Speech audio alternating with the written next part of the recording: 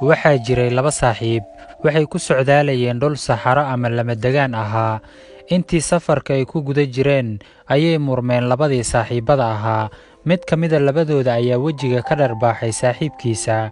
Midkii la dharbaaxay wuu xanuunsaday, laakiin isagoo aan wax hadala ku dhihin saaxiibkiis, ayuu wuxuu ku qoray caradii ama dhulkii, "Maanta saaxiibkaygii ugu fiicnaa ayaa wejiga iga dharbaaxay." Labadii saaxiib waxay iska sii wateen socodkoodii ilaa ay ka arkeen meel dooxa ah oo biyuhu isugu tagaan, waxayna go'aansadeen inay qubaystaan. Waxay gudaha u galeen dooxadii. Ninkii wejiga laga dharbaaxay ayay lugihiisii ku dhegeen meel dhiiqo sabiibax ahayd.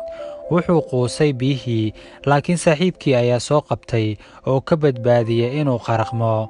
Markii uu saaxiibkii ka badbaadiyey geerida, kadib wuu kacay oo wuxuu ku qoray meel dhagax ahayd, "Maanta saaxiibkaygii ugu fiicnaa ayaa noloshayda badbaadiyey." Midkii dharbaaxay saaxiibkii ee haddana ka badbaadiyey geerida ayaa weydiiyey saaxiibkii, "Maxay tahay sababta aad markii hore aan ku dharbaaxay aad ugu qortay carada, haddana markii aan ku badbaadiyey aad ugu qortay dhagaxa?" Saaxiibkii ayaa ugu jawaabay, "Markuu qof dhibaato noo geysto, waa inaan ku qornaa wixii uu naga sameeyey carada si ay dabaysha cafisku uga tirto. Laakiin marka uu qof wanaag noo sameeyo, waa inaan ku qornaa wixii uu noo sameeyey dhagax si aynan loo helin dabayl tiri karta wanaaggaas." Qisadan waxaan ka fahmaynaa inay wanaagsan tahay inay dadku iscafiyaan oo aysan isku qaadin cuqdad iyo colaytin, khaasatan xilligan lagu jiro ee bisha Shacbaan, foodana ay nagu soo haysa bishii fadliga badnayd ee Ramadaanka. Waxaa wanaagsan inaan iscafinno dhammaanteen oo qof waliba walaalkii ama saaxiibkii uu ka tabanayo xumaan uu iska cafiyo.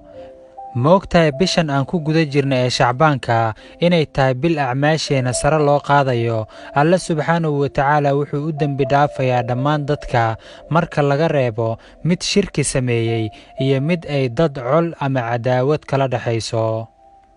Aan ku qaabilna Ramadaanka qalbi nadiif ah. Aniga iska bilaabaya, waxaan cafiyey qof walba oo dhibaato ama xumaan ii geystay. Sidoo kale qof waliba oo aniga iga tabanaya xumaan, ha ahaato mid yar ama mid weynba, waxaan idinka codsanayaa inaad iga cafisaan.